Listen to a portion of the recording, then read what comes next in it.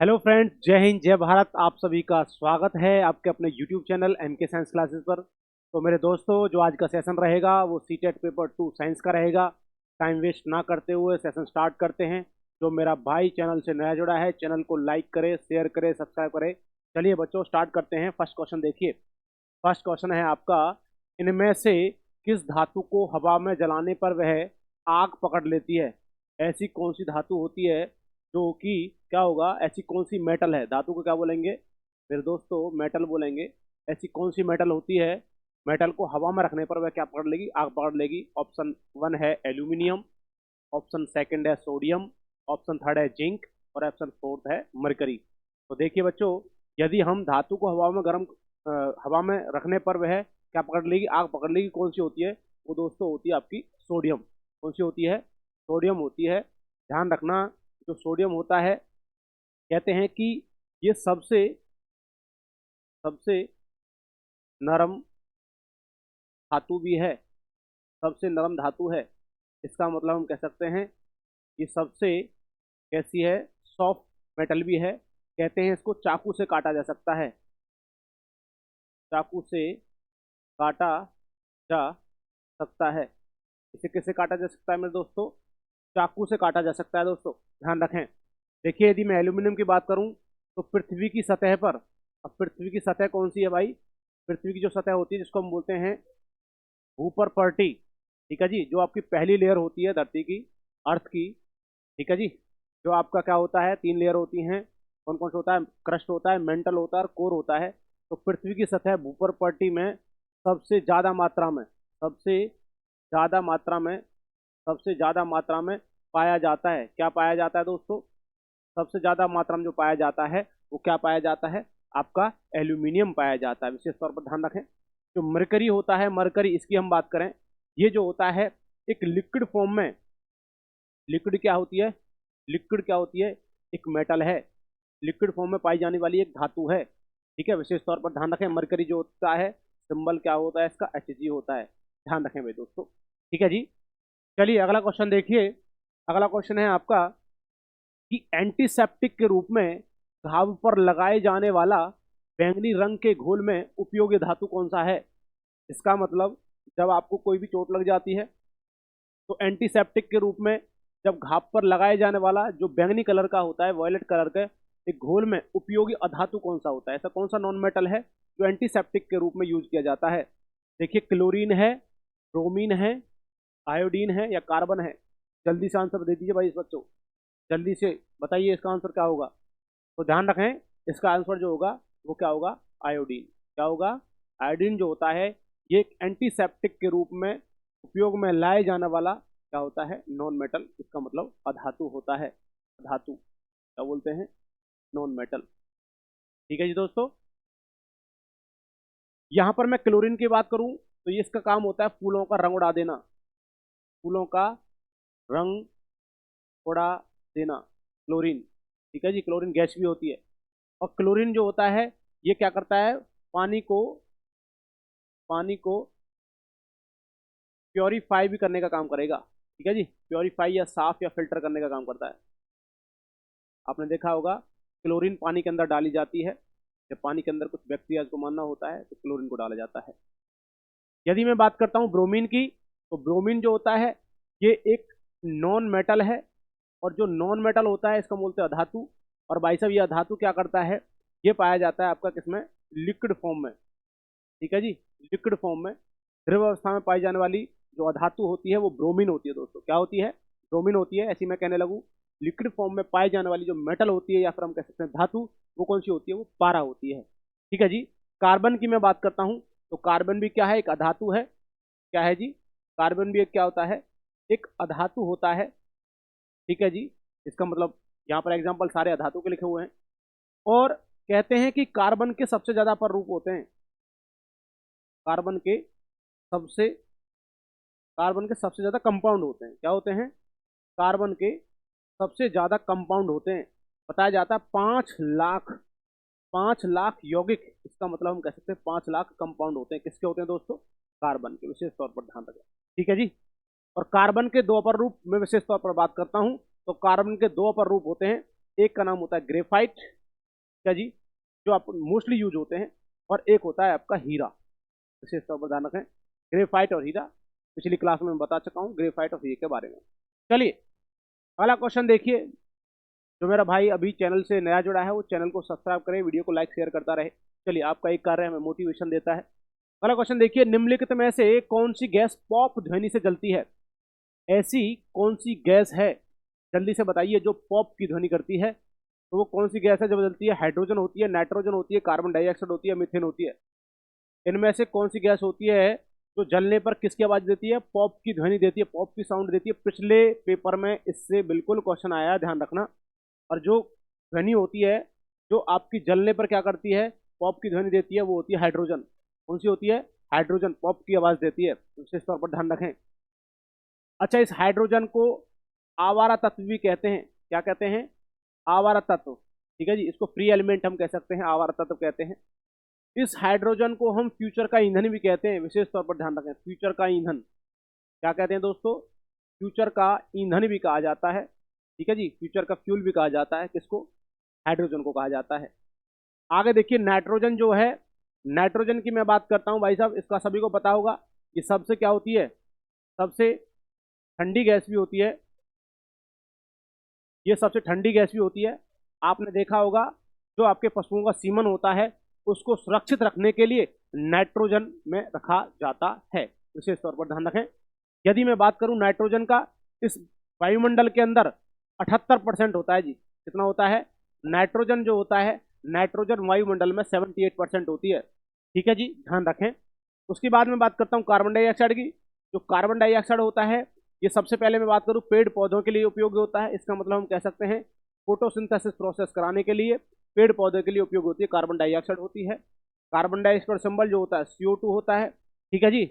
और आग बुझाने के लिए, आग बुझाने के लिए यदि कहीं पर आग लगती है तो भाई साहब किसका यूज किया जाता है? आग बुझाने के लिए किसका यूज किया जाता है? कार्बन डाइऑक्साइड का उपयोग किया जाता है दोस्तों। ठीक है जी, ठीक है बच्चों। आगे चलिए और हम दो चार बातें कर लेते हैं। अच्छा, कार्बन डाइऑक्साइड जो होता है वायुमंडल में होता है 0.003% होता है। ठीक है जी, कार्बन डाइऑक्साइड परसेंट होता है ये। उसके बाद मैं बात करता हूं कि जब इंसान व्यक्ति सांस लेता है तो एक सांस में कितना कार्बन डाइऑक्साइड छोड़ता है, विशेष तौर पर ध्यान रखें। तो भाई साहब ये 4.03% छोड़ेगा, क्योंकि जो 4% होती है ये ऑक्सीजन को यूज करके कार्बन डाइऑक्साइड में कन्वर्ट कर लेता है। आगे हम बात करते हैं भाई साहब मीथेन के बारे में। देखिए जनरली मैं बात करता हूँ, मीथेन आपके वायुमंडल में ऐसे प्रेजेंट नहीं है, बहुत ना के बराबर ही है। चलिए, ऐसे नहीं है नॉर्मली। तो देखिए मीथेन की मैं बात करता हूँ, फॉर्मूला है CH4। ठीक है जी, CH4 फॉर्मूला होता है मीथेन का। यदि मैं बात करता हूँ कहाँ से निकलती है, ये निकलती है भाई साहब गोबर गैस से। मीथेन गैस जो होती है गोबर गैस, ठीक है जी, या फिर धान का खेत, धान का खेत से गोबर गैस से, दलदली भूमि से, दलदली भूमि, ठीक है जी, गोबर गैस से, धान का खेत से, दलदली भूमि से, या हम कह सकते हैं कूड़ा करकट जो होता है, जहां पर आपका वेस्ट मटेरियल पड़ा होता है वहां से। गोबर गैस हो गया, धान का खेत हो गया, दलदली भूमि हो गया, करकट हो गया, है ना, कूड़ा करकट हो गया। या फिर हम कह सकते हैं जुगाली करता हुआ पशु, जुगाली करता, या जुगाली करते हुए पशु के मुंह से, पशु के मुंह से भाई साहब विशेष तौर पर ध्यान रखें। तो मैंने सारे के सारे ऑप्शन आपको एक्सप्लेन कराए हैं। हाइड्रोजन का क्या वर्क होता है, नाइट्रोजन का, कार्बन डाइऑक्साइड, मीथेन का। परंतु ध्यान रखना, ऐसी कौन सी गैस होती है भाई साहब जो आपके किसकी आवाज देती है, किसकी साउंड देती है दोस्तों? वो किसकी साउंड देती है? पॉप की साउंड देती है भाई। तो ध्यान रखना वो गैस कौन सी होती है? हाइड्रोजन होती है। इसका आंसर कौन सा होता है? फर्स्ट होता है। चलिए दोस्तों आगे की तरफ चलेंगे। अगला क्वेश्चन देखिए, which one of the following is not a conductor of electricity? इनमें से ऐसा कौन सा है जो भाई साहब विद्युत का चालक नहीं है, या विद्युत का सुचालक नहीं है? तो ऐसा कौन सा है इलेक्ट्रिसिटी का सुचालक नहीं है? आगे देखिए ऑप्शन है, लाइम जूस है, नींबू का रस है, डिस्टिल वाटर है, इसका मतलब आसुत जल है, विनेगर है, सिरका है, सॉल्ट वाटर है, या फिर नमक का पानी। तो बताइए फटाफट से आंसर बताइए भाई, कमेंट में जल्दी से फटाफट से बताते रहिए। बहुत अच्छे आंसर आ रहे हैं दोस्तों के, वेरी गुड। चलिए तो ध्यान रखना, इसमें से इलेक्ट्रिसिटी का जो कंडक्टर नहीं है, देखिए मैं कहता हूँ लाइम जूस जो होता है ये कंडक्टर होता है, सिरका जो होता है, विनेगर, ये भी क्या होता है? इलेक्ट्रिसिटी का कंडक्टर है। और नमक का पानी है, ये भी क्या होगा? इलेक्ट्रिसिटी का कंडक्टर होता है। परंतु जो आसुत जल होता है, डिस्टिल वाटर होता है, ये इलेक्ट्रिसिटी का क्या होता है? बैड कंडक्टर या फिर इंसुलेटर होता है। क्या होता है, तो इसका मतलब कंडक्टर नहीं है, तो वो कौन सा होता है, आसूत जल, विशेष तौर पर ध्यान रखना डिस्टिल वाटर जो होता है, इसका आंसर होता है सेकंड। देखिए एक चीज मैं आपको बता रहा हूं, यदि वाटर के अंदर, यदि आप पानी के अंदर एसिड मिलाओ या फिर आप बेस मिलाओ, दोनों स्थिति में, आप पानी में एसिड मिलाओ, बेस मिलाओ या फिर नमक मिलाओ, सॉल्ट मिलाओ, कुछ भी मिला दो आप, इस स्थिति में जो आपका कोई भी ऑब्जेक्ट रहेगा वो इलेक्ट्रिसिटी का कंडक्टर रहेगा। क्या रहेगा, कंडक्टर, कंडक्टर ऑफ इलेक्ट्रिसिटी। मतलब हम कह सकते हैं उसमें से बिजली गुजर सकती है दोस्तों। ध्यान रखना, यदि आपने पानी के अंदर क्या मिलाया, सॉल्ट मिलाया, आपने चीनी मिला दी, आपने एसिड मिला दिया, आपने बेस मिला दिया, आप ये कह सकते हैं इम्प्योरिटीज कोई भी मिला दो, इम्प्योरिटीज मिलाने पर जो आपका लिक्विड फॉर्म होती है वो भाई साहब एक कंडक्टर का काम करने लगती है, उसमें से बिजली गुजरने लगती है। तो भाई साहब नींबू का रस खुद से क्या है, एक क्या है, एक एसिड है। ठीक है जी, मैंने कहा भाई साहब एसिड तो इलेक्ट्रिसिटी का गुड कंडक्टर होते हैं, ये बात लिखी हुई है। एसिड भी, बेस भी, ठीक है जी, ये इलेक्ट्रिसिटी का क्या होते हैं, कंडक्टर होते हैं। ठीक है जी, कंडक्टर होते हैं, इसमें से बिजली गुजर सकती है, अम्ल से भी और किससे, क्षार से भी। ध्यान रखें भाई दोस्तों, अम्ल और क्षार दोनों से क्या गुजर सकती है, बिजली गुजर सकती है। सिरका है, ये भी आपका एसिड है, और भाई सॉल्ट वाटर है तो नमक हो गया, नमक पानी मिल गया तब भी क्या हो जाएगा, इसमें से बिजली गुजर सकती है। तो इसका आंसर क्या हो जाता है, डिस्टिल वाटर होता है। ठीक है जी। अच्छा, आपसे कहने लगे कि जो नींबू होता है, नींबू, नींबू में कौन सा एसिड होता है, ये आपसे पूछने लगे तो जल्दी से बताइए। नींबू में, नींबू में एसिड आपसे पूछने लगे तो कौन सा होता है दोस्तों, वो होता है आपका कौन सा, सिट्रिक एसिड होता है। कौन सा होता है, सिट्रिक एसिड होगा, अम्ल होगा, सिट्रिक अम्ल होगा। यदि आपसे पूछने लगे सिरका में, सिरका में, तो सिरका में होता है भाई साहब एसिट्रिक अम्ल, एसिटिक अम्ल होता है दोस्तों। ठीक है जी। आपसे कहने लगे तो यही आपके दे रखे हैं भाई साहब, कौन कौन सा एसिड होता है, ये होता है, जल्दी से मुझे बता दिए। इमली में, इमली में और अंगूर में कौन सा एसिड होता है, इमली में और अंगूर में कौन सा एसिड होता है, कमेंट करके बता दीजिए दोस्तों। इमली में, अंगूर में कौन सा एसिड होता है, जल्दी से बता दीजिए। तो ध्यान रखना, आपको नहीं पता है हम बता देते हैं, कौन सा होता है, टार्ट्रिक एसिड। कौन सा होता है, टार्ट्रिक एसिड। अगला क्वेश्चन देखिए, नींबू में कौन सा अम्ल होता है, देखिए यही क्वेश्चन आ गया, नींबू में कौन सा अम्ल होता है, सिट्रिक एसिड होगा, एसिटिक एसिड होगा, मेथेनोइक एसिड होगा या फॉर्मिक एसिड होगा। तो ध्यान रखना, नींबू के अंदर होता है भाई साहब कितना, सिट्रिक एसिड। कौन सा होता है, सिट्रिक अम्ल। ध्यान रखें, सिट्रिक अम्ल होगा तो इसका आंसर कौन हो जाता है, फर्स्ट हो जाता है। अच्छा, नींबू के अंदर ही नहीं भाई साहब, आप नींबू कह दो, संतरा कह दो, है ना, किन्नू कह दो, ठीक है जी, किन्नू कह दो, मौसमी जिसको हम बोलते हैं मौसमी हम कह दे सकते हैं। ठीक है जी। तो संतरा में, किन्नू में, मौसमी में, मतलब हम कह सकते हैं मोस्टली खट्टे पदार्थों में जो अम्ल होता है, एसिड जो होता है, कौन सा होता है दोस्तों, वो होता है सिट्रिक एसिड होता है। कौन सा होता है, सिट्रिक। तो याद करने का तरीका ऐसे कह सकते हैं, जब खट्टी चीज को खाते हैं तो कहते हैं ना, ओ सिट कितना खट्टा है, सिट आ गया ना, तो सिट का मतलब क्या हो जाता है, सिट्रिक एसिड होता है। याद करने का तरीका है। आगे देखिए भाई साहब, एसिटिक एसिड किसमें होगा, एसिटिक एसिड की हम बात करें तो भाई साहब ये होता है आपका सिरका में, सिरका प्लस अचार। सिरका और अचार में कौन सा होता है, सिरका और अचार में होता है एसिट्रिक एसिड। अब याद करने का तरीका कैसे हम कह सकते हैं कि दोस्तों, जैसे कि आपको अचार बनाना है और अचार को गलाने के लिए सिरका वगैरह डाला जाता है, तो ऐसे लगा लीजिए, अचार बनाने के लिए उसमें सिरका डाला जाता है, तो एसिट्रिक क्या लगाना है, एसिटिक से हो गया, एसिट्रिक लगानी है, और क्या बनाना है, अचार बनाना है, क्योंकि मोस्टली सबके हाथों से अचार नहीं चलता है ना। तो इसका मतलब यही हो गया, कहने का मतलब ये है कि भाई साहब अचार बनाना है सिरका डाल करके, तो उसका मतलब उसमें एसिट्रिक लगानी है, तो एसिट्रिक एसिड हो गया। आगे आता है भाई साहब मेथेनोइक एसिड। अच्छा, मेथेनोइक और फॉर्मिक, यह ध्यान रखना, ये आपके चींटी के डंक में भी हो सकता है, चींटी के में ये लाल चींटी होती है, ये चींटी का डंक हो सकता है ना जी, जो मेथेनोइक एसिड होता है। और आपका किसमें होता है, बिच्छू के डंक में भी हम कह सकते हैं, बिच्छू का डंक हम कह सकते हैं मेथेनोइक एसिड को।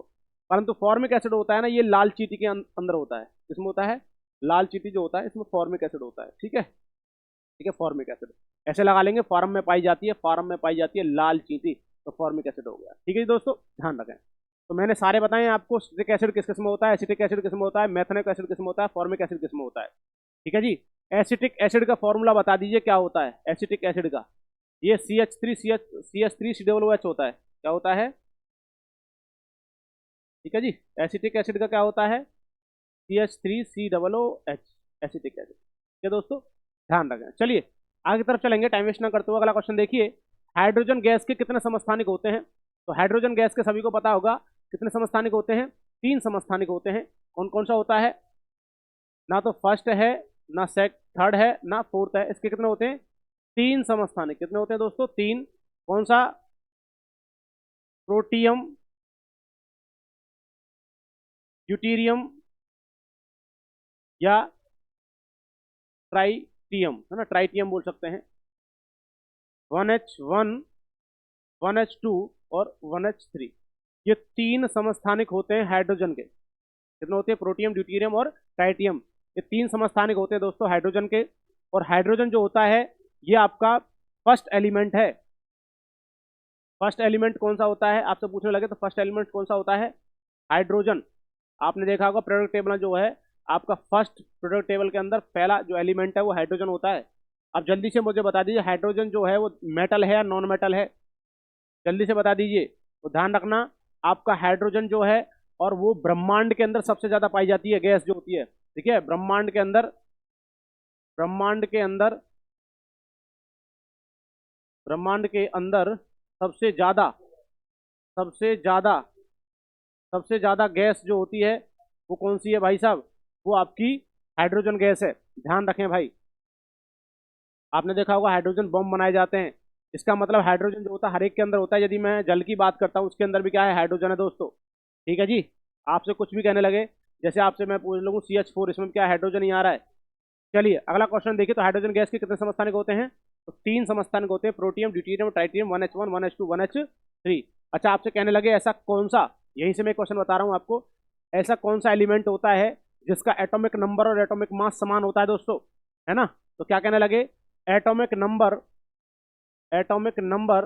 भाई आपको ऐसा लग रहा होगा बड़ा आसान है, परंतु पेपर के दौरान ये सारी गलतियां होती हैं आपसे। ठीक है जी दोस्तों, तो ध्यान रखें भाई। एटॉमिक नंबर और atomic mass, atomic number, atomic mass जो होता है, ऐसा कौन सा तत्व होता है? वो दोस्तों होता है हाइड्रोजन। क्या होता है? हाइड्रोजन होता है, क्योंकि उसका एटॉमिक नंबर भी कितना होता है? 1, और एटॉमिक मास भी कितना होता है? 1 होता है। ध्यान रखें, यही एक ऐसा एलिमेंट होता है जिसका एटॉमिक नंबर भी 1 और एटॉमिक मास भी कितना होता है? 1 होता है। परंतु हाइड्रोजन के बाद हीलियम आता है, हीलियम का होता है 1 और 2। ध्यान रखना। अगला क्वेश्चन देखिए। गाड़ी की सर्च लाइट तथा हेडलाइट में कौन सा दर्पण होता है? विशेष क्वेश्चन, बहुत इंपॉर्टेंट क्वेश्चन है भाई। क्वेश्चन पूछता है, बच्चे बड़ा गलत करते हैं क्वेश्चन को। गाड़ी की जो सर्च लाइट, सामने वाली लाइट होती है, या फिर हम कह सकते हैं हेडलाइट जो होती हैं, में कौन सा दर्पण होता है? ठीक है जी, कौन सा दर्पण होता है, कौन सा मिरर होता है? सुनिए। उत्तल दर्पण, कॉन्वेक्स मिरर कहेंगे इसको। अवतल दर्पण, कॉनकेव मिरर कहेंगे।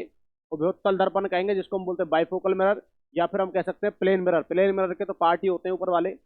ठीक है जी, जल्दी से बता दीजिए कमेंट करके कि भाई साहब गाड़ी की सर्च लाइट और हेडलाइट में कौन सा दर्पण होता है। तो ध्यान रखना, गाड़ी की सर्च लाइट और हेडलाइट में जो होता है दोस्तों, वो कौन सा होता है? अवतल दर्पण होता है। कौन सा होता है? अवतल दर्पण, कौन केव मिरर, अवतल दर्पण। सुनिए इसके बारे में, ये क्या करता है? लाइट को, लाइट को क्या करता है दोस्तों? ये लाइट को क्या करता है? कन्वर्जिंग। क्या करता है? कन्वर्जिंग, मतलब कि अभिसारी। इसका मतलब हम कह सकते हैं लाइट को इकट्ठा करने का जो काम करता है वो अवतल दर्पण करता है। क्योंकि जो लेंस होते हैं, लेंस और मिरर एक दूसरे के इक्वल एंड अपोजिट होते हैं। Lens and mirror, lens and mirror equal and opposite. ठीक है, या कह सकते हैं एक दूसरे के क्या होते हैं? एक दूसरे क्या होते हैं? अपोजिट होते हैं। ठीक है जी, क्या होते हैं? अपोजिट होते हैं दोस्तों, एक दूसरे के विपरीत होते हैं। किसको छोड़ करके? फोकल लेंथ को छोड़ करके, तो छोड़ करके फोकल लेंथ, फोकल लेंथ को छोड़कर बाकी की जो आपके लेंस होते हैं वो क्या होते हैं? लेंस और मिरर एक दूसरे अपोजिट होते हैं। जैसे मान के चलो आपका कॉन्वेक्स लेंस होता है वो कन्वर्जिंग होता है, और कॉनकेव लेंस जो होता है वो डाइवर्जिंग होता है। परंतु यहीं पर थोड़ा उल्टा हो जाएगा। जो आपका कॉन्वेक्स, जो आपका मिरर होगा वो क्या कर देता है भाई साहब? डाइवर्जिंग कर देगा, फैला देगा। और जो कॉनकेव आपका कौन सा होगा? मिरर होगा, वो क्या कर देगा भाई साहब? वो क्या कर देगा? फोकस करने का काम करेगा, कन्वर्जिंग करने का काम करेगा। विशेष तौर पर ध्यान रखें, फोकल लेंथ दोनों की समान ही होती है। तो ध्यान रखना, यहाँ पर बात की लाइट को कन्वर्जिंग, इकट्ठा करने का काम करता है, अवतल दर्पण के ये तो और दो यूज हो गए, सर्च लाइट हेडलाइट में यूज होता है। और मैं आपको इसके यूज बता देता हूँ। जैसे कि आपका क्या होता है, सेविंग वाला शीशा, सेविंग वाला शीशा जो होता है, ये भी कौन सा दर्पण होता है भाई साहब, अवतल दर्पण होता है। डॉक्टर की टॉर्च, डॉक्टर एंड पुलिस की टॉर्च जो होती है, डॉक्टर एंड पुलिस की टॉर्च जो होती है, उसमें जो शीशा होता है उसमें भी कौन सा होता है दोस्तों, आपका अवतल दर्पण ही होता है। ठीक है जी, ध्यान रखें विशेष तौर पर। तो अवतल दर्पण के और गाड़ी के आगे वाला सर्च लाइट और आपका कौन सा होता है, हेडलाइट में कौन सा शीशा होता है, आपका दर्पण होता है अवतल दर्पण, विशेष तौर पर ध्यान रखें। ठीक है जी दोस्तों, चलिए आगे देखिए, आगे बात करते हैं। अच्छा ये ध्यान रखना, प्लेन मिरर के पार्ट होते हैं दोनों, कौन कौन सा, उत्तल दर्पण और अवतल दर्पण। नेक्स्ट क्वेश्चन देखिए दोस्तों, क्वेश्चन नंबर 8 हो गया, सभी लेंस किस पर आधारित होते हैं। इसका मतलब जो लेंस होते हैं वो किस पर निर्भर करते हैं दोस्तों, बताइए फटाक से आंसर। प्रकाश का अपवर्तन, प्रकाश का परावर्तन, प्रकाश का प्रकीर्ण, प्रकाश का विक्षेपन। फटाक से आंसर बता दीजिए दोस्तों, बड़ा आसान क्वेश्चन है। ठीक है जी, reflection of light, refraction of light, scattering of light या फिर डिस्पर्जन ऑफ लाइट, इनमें से कौन सा आंसर होगा।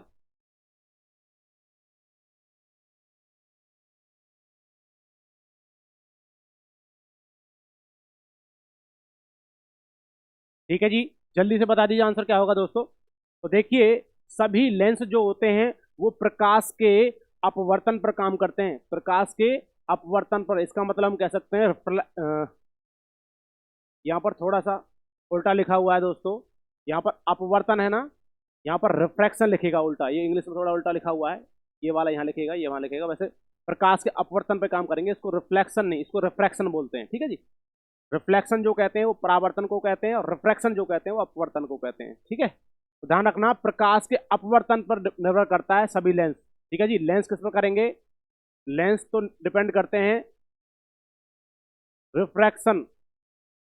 और एक और चीज सुन लीजिए नोट डाल करके, जो आपके मिरर होते हैं दोस्तों, मिरर, ठीक है जी, वो कॉनकेव है या कॉन्वेक्स है। कॉन्वेक्स जो होता है वो करता है रिफ्लेक्शन, रिफ्लेक्शन ऑफ लाइट। ठीक है जी, हाँ तो ध्यान रखना, जो मिरर होते हैं, इसका मतलब जो दर्पण होते हैं वो तो निर्भर करते हैं रिफ्लेक्शन ऑफ लाइट या रिफ्लेक्शन पर, और जो लेंस होते हैं रिफ्रैक्शन मतलब कि अपवर्तन पर। ध्यान रखें, अपवर्तन पर निर्भर करते हैं। ठीक है जी दोस्तों, बिल्कुल समझ में आ रहा है भाई। यदि वीडियो अच्छी लग रही है तो भाई चैनल को सब्सक्राइब करें, वीडियो को लाइक शेयर करते रहें। चलिए पूरा का पूरा सेशन आपके लिए लेकर आ रहे हैं। अच्छा ध्यान रखिए, प्रकाश का प्रकीर्ण जो होता है इसको हम बोलते हैं स्कैटरिंग ऑफ लाइट। यदि आपसे कहने लगे कि किस कलर का स्कैटरिंग ऑफ लाइट सबसे ज्यादा होता है, किस रंग का स्कैटरिंग जो होता है, वो होता है भाई साहब आपका बैंगनी कलर का। बैंगनी कलर का जो होता है, जो सबसे ज्यादा कलर होता है बैंगनी कलर का, क्या होता है,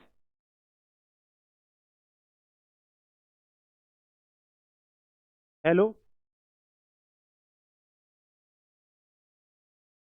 तो ध्यान रखना, जो बैंगनी कलर होता है वो क्या होता है भाई साहब आपका, सबसे ज्यादा प्रकीर्ण होता है उसका, हम कह सकते हैं फैलाव जो होगा सबसे ज्यादा बैंगनी कलर का। और सबसे कम स्कैटरिंग जो होती है वो होती है आपकी लाल रंग की। किसकी होती है, लाल रंग की होती है सबसे कम, वो जो होती है, ध्यान रखें भाई। ठीक है, तो लाल रंग की जो होती है वो सबसे कम, और सबसे ज्यादा जो होती है फैलाव जो होगा वो बैंगनी कलर का होता है। अच्छा, प्रकाश का विक्षेपण मुझे बता दीजिए ये क्या होता है, जल्दी से कमेंट करके बता दीजिए। डिस्पर्जन ऑफ लाइट क्या होती है।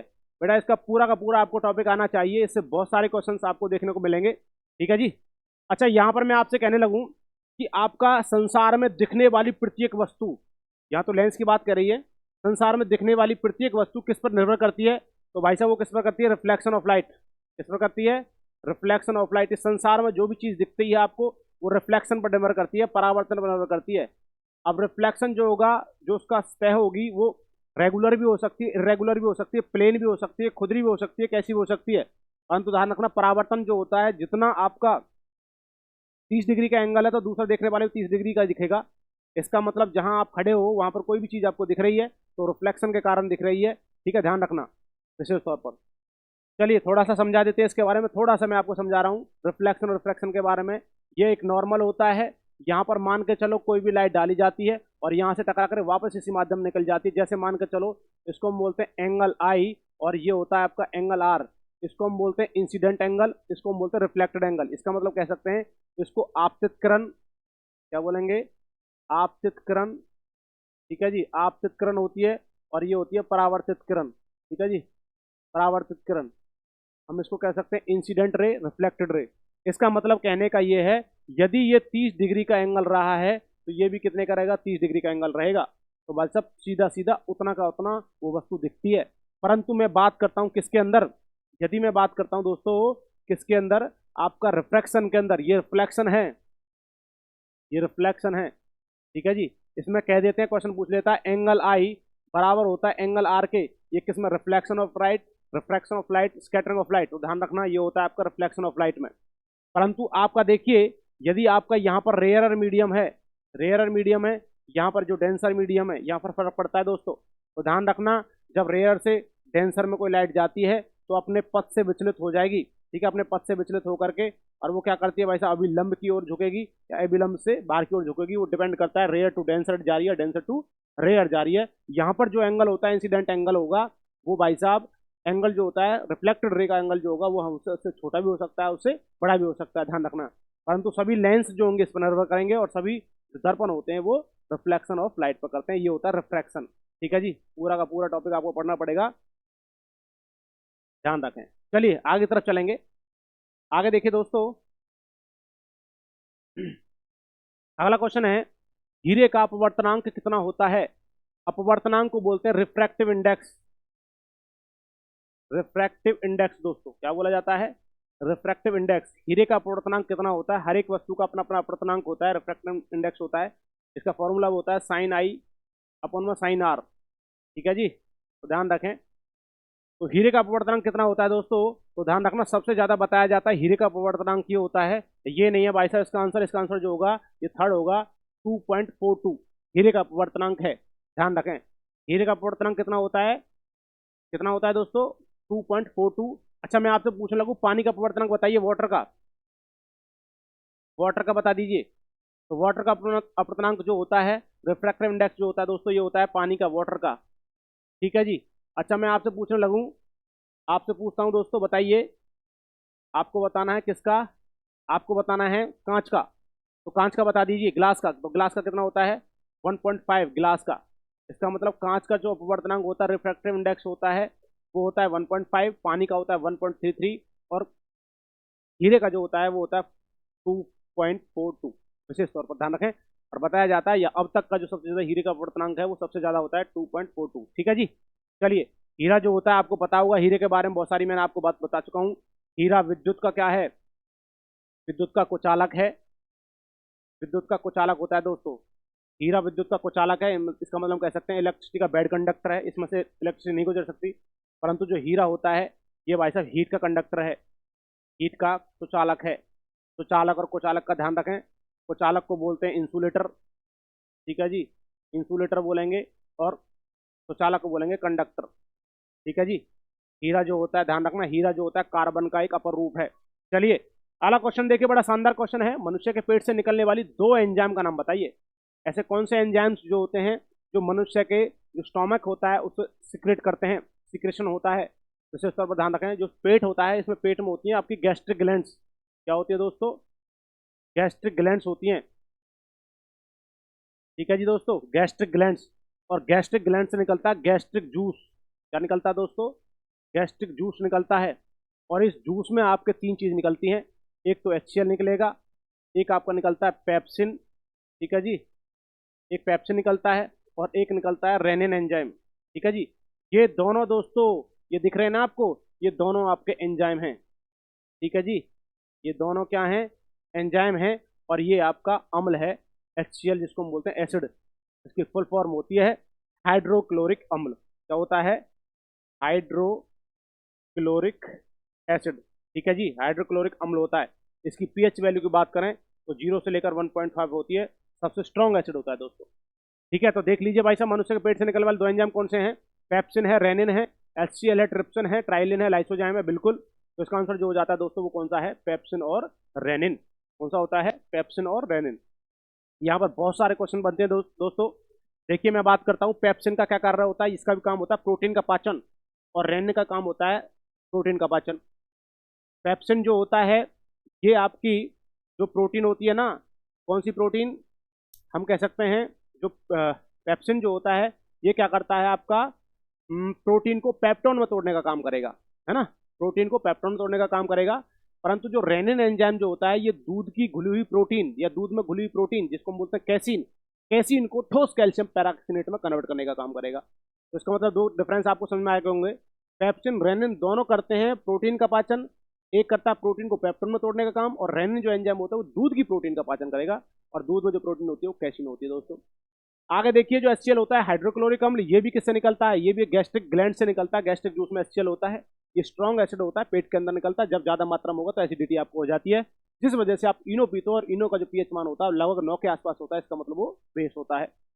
मैं बात करता हूँ ट्रिप्सन। ट्रिप्सन जो होता है आपका किससे निकलने का काम करेगा, जल्दी से कमेंट करके बता दीजिए, मैं ऑप्शन दे रहा हूँ आपको। पेनक्रियास से या फिर स्मॉल इंटेस्टाइन से, मतलब कि अग्नाशय से या फिर छोटी आंत से। आगे होता है बेटा टाइलिन और लाइसोजाइम। टाइलिन जो होता है ये आपके लार में उपस्थित होता है, एक एंजाइम होता है लार जो होती है जिसको हम बोलते हैं स्लेवरी ग्लैंड्स, और स्लेवरी ग्लैंड्स के अंदर होता है आपका कौन सा, टाइलिन एंजाइम दोस्तों। और स्लेवरी ग्लैंड्स से एक और एंजाइम निकलता है जिसको नाम होता है लाइसोजाइम। टाइलिन का काम होता है स्टार्च को माल्टोज में कन्वर्ट करना, जो भोजन होता है, और भोजन भी कौन सा, कार्बोहाइड्रेट्स। अब कार्बोहाइड्रेट्स को स्टार्च फॉर्म होती है, स्टार्च को माल्टोज में कन्वर्ट करने का काम करेगा। दूसरा होता है लाइसोजाइम, और लाइसोजाइम जो होता है इसका काम होता है भोजन में आने वाले हानिकारक बैक्टीरिया को किल करना। ठीक है जी, ध्यान रखें भाई। तो इसका आंसर क्या होगा, पेप्सिन और रेनिन। अगला क्वेश्चन देखिए दोस्तों, यदि वीडियो अच्छी लग रही है चैनल को सब्सक्राइब करते रहें, ठीक है जी।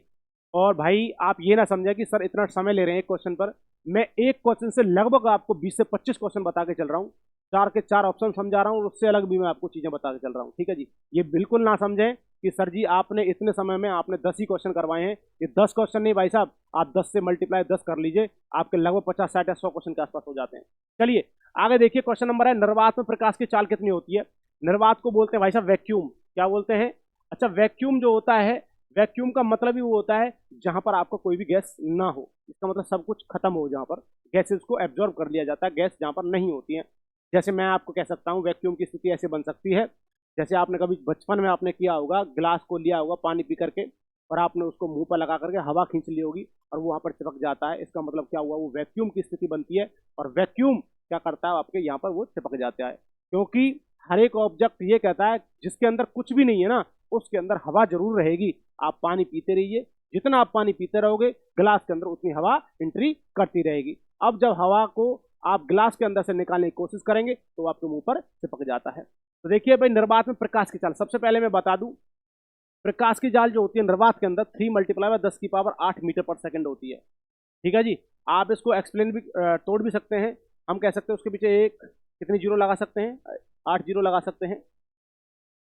लगाइए देखिए, 3 1 2 3 4 5 6 7 8 अपॉन में मीटर पर सेकंड किलोमीटर पर सेकंड करेंगे तो क्या हो गया 1000, 3 जीरो से 3 जीरो, काई दाई सैकड़ा हजार 10,000 लाख, इसका मतलब क्या होगा 3 लाख।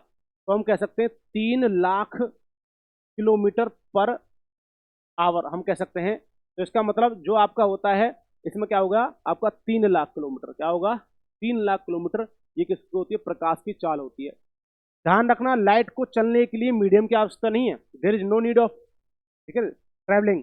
देखिए तो ध्यान रखना प्रकाश को चलने के लिए, प्रकाश को चलने के लिए माध्यम की आवश्यकता नहीं है, माध्यम की आवश्यकता नहीं है, देयर इज नो नीड, ठीक है, किसकी, ऑफ मीडियम।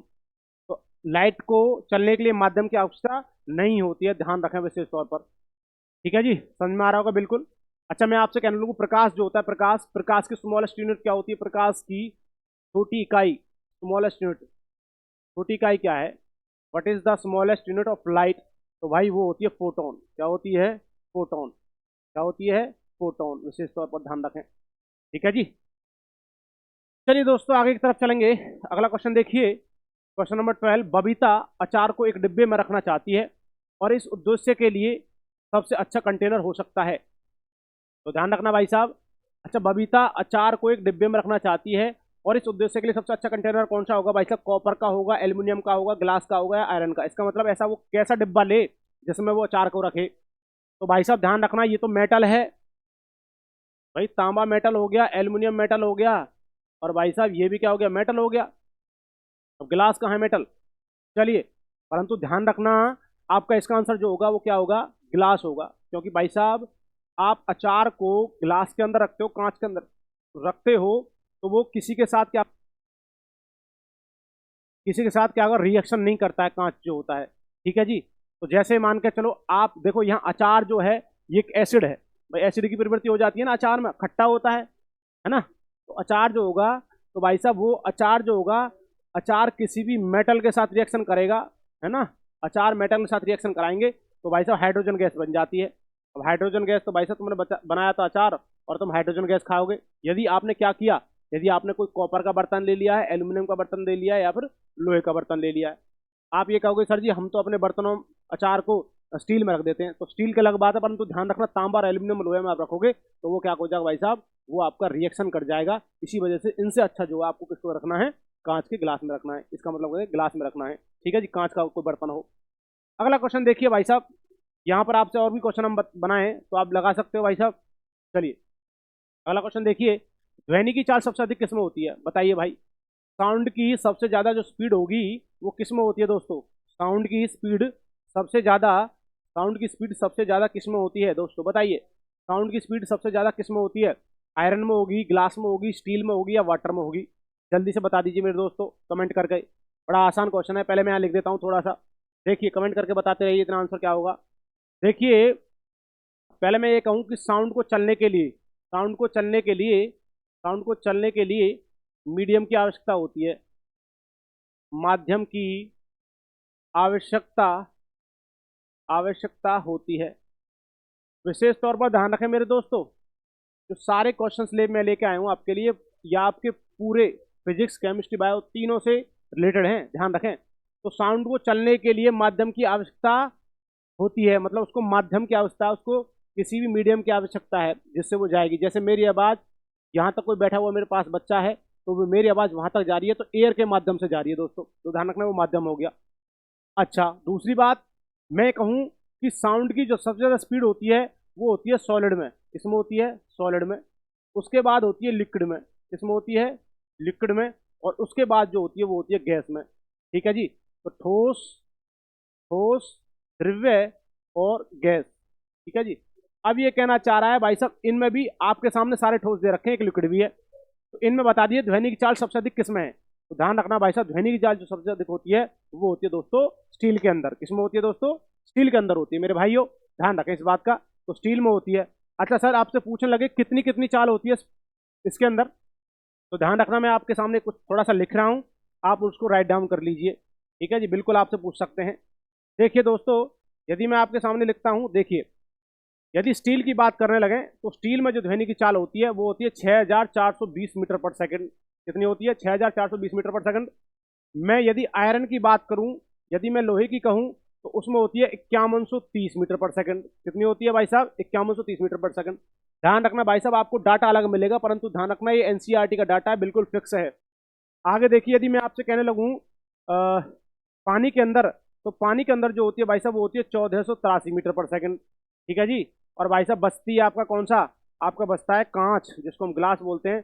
आप कमेंट करके बता दीजिए कितना होता है, 4620 मीटर पर सेकंड के आसपास होती है आपकी, कांच के अंदर होती है। ठीक है जी दोस्तों, ध्यान रखें मेरे दोस्तों। तो ये सारी स्पीड होती है किसकी, साउंड की स्पीड होती है इनके अंदर। स्टील में ये होती है, ग्लास में ये होती है, पानी में ये होती है, कांच में ये होती है। ठीक है जी।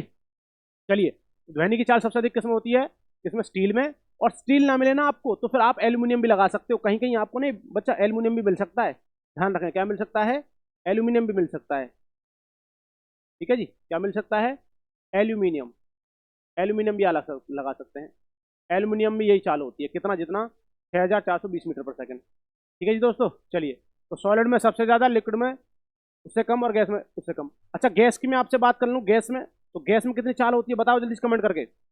गैस में साउंड की जो स्पीड होती है वो कितनी होती है, तो वो होती है बेटा दोस्तों 332 मीटर पर सेकंड। कितनी होती है, 332 मीटर पर सेकंड। और गैस में भी सबसे कम होती है, वो होती है कार्बन डाइऑक्साइड में, वो होती है 262 या 260 मीटर पर सेकंड के आसपास होती है। ठीक है जी, विशेष तौर पर ध्यान रखें। तो सबसे अधिक ध्वनि की चाल वो सॉलिड में, सबसे कम ध्वनि की चाल वो गैस में। और गैस में भी किस में होती है, गैस में होती है कार्बन डाइऑक्साइड में। और सॉलिड में सबसे ज्यादा किस में होती है ध्वनि की चाल, वो होती है दोस्तों स्टील के अंदर या फिर एल्यूमिनियम के अंदर। अगला क्वेश्चन देखिए, अगला क्वेश्चन बड़ा शानदार। प्रोटीन की सबसे छोटी क्या है, क्या भाई, smallest unit of the protein. भाई सेल होती है नहीं, ये तो कुछ वाला की बात है। ग्लूकोज नहीं जी सर। अमीनो एसिड हाँ कह सकते हैं, फैटी एसिड नहीं है। तो ध्यान रखना, प्रोटीन की सबसे छोटी इकाई जो होती है वो अमीनो एसिड होती है। क्या होता है दोस्तों? अमीनो अम्ल होता है। ठीक है जी। अमीनो एसिड की जो संख्या होती है वो 20 होती है। 20 अमीनो एसिड होते हैं, 10 एसेंशियल होते हैं, 10 नॉन एसेंशियल होते हैं। ठीक है जी। तो ध्यान रखें भाई साहब, 20 अमीनो एसिड होते हैं। ठीक है, विशेष तौर पर ध्यान रखें, क्योंकि जो प्रोटीन होता है, प्रोटीन का टूटने का काम होता है। देखिए, सबसे मैं बात करूं, प्रोटीन प्रोटीन जो है एक कॉम्प्लेक्स फूड है। और प्रोटीन जब टूटेगा वो पेप्टोन में टूटता है, और पेप्टोन से पॉलीपेप्टाइड में टूटेगा। ठीक है जी। पॉलीपेप्टाइड में टूटेगा मेरे दोस्तों, और पॉलीपेप्टाइड से टूटता है अमीनो एसिड में। तो ध्यान रखें भाइयों, अमीनो एसिड। तो ध्यान रखें, प्रोटीन जो है ये कॉम्प्लेक्स फूड है। कॉम्प्लेक्स को हम बोल सकते हैं जटिल भोजन। कैसा है? जटिल भोजन है दोस्तों। कैसा भोजन है? जटिल भोजन। ठीक है। और ये होता है सिंपलेस्ट फूड। कैसा होता है? Simplest food. इसके बाद ये पच चुका है, इसमें कोई पचाने की जरूरत अब इसे नहीं है। ठीक है जी। ये कॉम्प्लेक्स फूड है और ये कैसा है? सिंपलेस्ट फूड है। तो ध्यान रखना, प्रोटीन सबसे छोटी इकाई क्या होती है? ग्लूकोज होती है। यदि मैं आपसे पूछने लगूं कार्बोहाइड्रेट्स की सबसे छोटी इकाई क्या होती है? कार्बोहाइड्रेट की स्मॉलेस्ट यूनिट हम कह सकें, कहने लगे इसमें से स्मॉलेस्ट यूनिट। इनमें से बता दो जी, कार्बोहाइड्रेट्स की छोटी इकाई क्या है? तो भाई कार्बोहाइड्रेट की छोटी इकाई की बात करें तो वो क्या होता है दोस्तों? वो होता है ग्लूकोज। क्या होता है? ग्लूकोज होता है। और यदि मैं आपके बात करूं कि भाई साहब आपकी फैट की स्मॉलेस्ट यूनिट क्या है, तो फैट की होती है फैटी एसिड। ठीक है, वसी अम्ल होता है। और शरीर की सबसे छोटी इकाई में बात करने लगूं, शरीर की सबसे छोटी इकाई, यहाँ पर छोटी इकाई इकाई चल रहा है भाई साहब, देख लीजिए, क्वेश्चन बिल्कुल पूछेगा आपसे। देखिए दोस्तों, शरीर की छोटी इकाई की मैं बात करता हूं तो वो क्या होता है? शरीर की छोटी इकाई तो वो होती है सेल। छोटी इकाई क्या होती है? Smallest unit of human body वो होती है भाई साहब कौन सा? सेल, मतलब कोशिका होती है। चलिए अगला क्वेश्चन देखिए, बड़ा शानदार। यदि वीडियो अच्छी लग रही है भाई साहब, चैनल को सब्सक्राइब करें, वीडियो को लाइक करें, शेयर करें, और भाई साहब जितना हो सके लाइक जरूर करें भाई। देखिए अगला क्वेश्चन देखिए, HCl हाइड्रोक्लोरिक अम्ल की परखनली में NaOH की कुछ बूंद डालने पर आप उसमें क्या परिवर्तन देखेंगे? यदि आपने HCl लिया है किसी ट्यूब के अंदर, ठीक है जी, क्या लिया है? HCl लिया है। ऐसे मान के चलिए आपने एक ट्यूब ले रखी है, और उस ट्यूब के अंदर आपने क्या गोल रखा है भाई साहब? गिर रखा है, आपने हाइड्रोक्लोरिक अम्ल ले रखा है, HCl ले रखा है। अब कह रहा है भाई साहब परखनली में NaOH मतलब सोडियम हाइड्रोक्साइड क्या डाल रहे हैं भाई साहब? ठीक है जी, कुछ बूंद डाल रहे हैं किसकी? NaOH की, जिसको हम बोलते हैं सोडियम हाइड्रोक्साइड। क्या बोल रहे हैं? सोडियम, क्या बोलेंगे दोस्तों? Sodium hydroxide.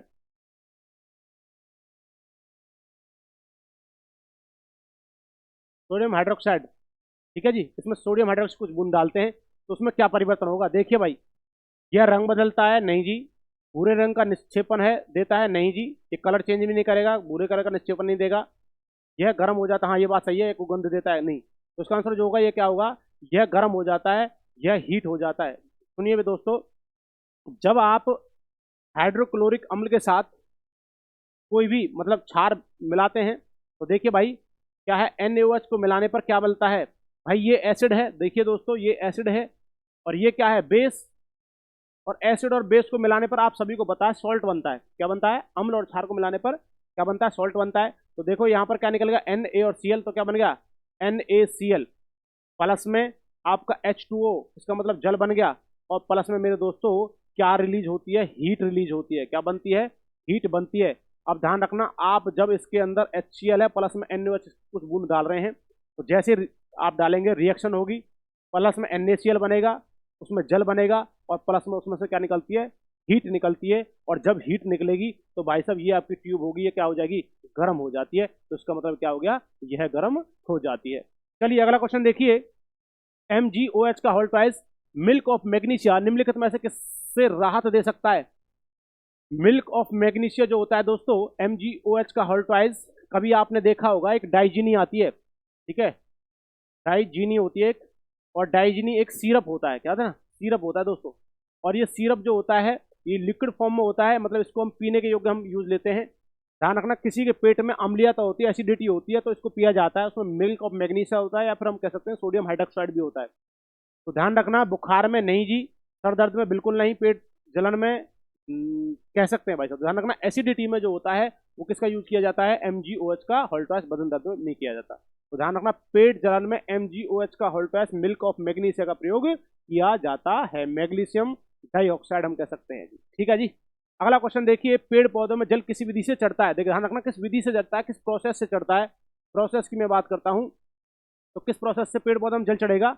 वाटर का चलना होता है वो फ्लोएम के माध्यम से, कैपिलरी के माध्यम से, ऑस्मोसिस के माध्यम से, डिफ्यूजन। तो विशेष तौर पर ध्यान रखना, जो जल चढ़ता है वो केशिकत्व विधि होती है, केशिकत्व प्रोसेस होती है। ध्यान रखना, इसमें होता क्या है, ये कम रेडियस वाली खोखली नली होती है। ठीक है, जिसमें कम रेडियस वाली खोखली नली होती है, जिसमें क्या होता है भाई, पोर होते हैं छोटे छोटे, ऐसे करके करके करके, और जो लिक्विड होता है वो ऊपर चढ़ जाता है। देखिए ध्यान रखना, जो जल को लेकर जाते हैं वो तो होते हैं जाइलम, जाइलम होते हैं, परंतु जो जल को जिस विधि से जाता है वो केशिकत्व विधि होती है। इस केशिकत्व विधि से बहुत सारे एग्जाम्पल भी होते हैं, जैसे कि लालटेन लालटेन का जलना। ठीक है जी, लालटेन का जलना जो होता है इसी के कारण होता है। आपने देखा होगा, मिट्टी से नमी को रोकने के लिए खेत की जुताई की जाती है, किसान जोत देते हैं, है ना जी। बहुत सारे एग्जाम्पल बनते हैं। और पेड़ पौधों में जो जल चढ़ता है वो भी इसी प्रोसेस से चढ़ता है।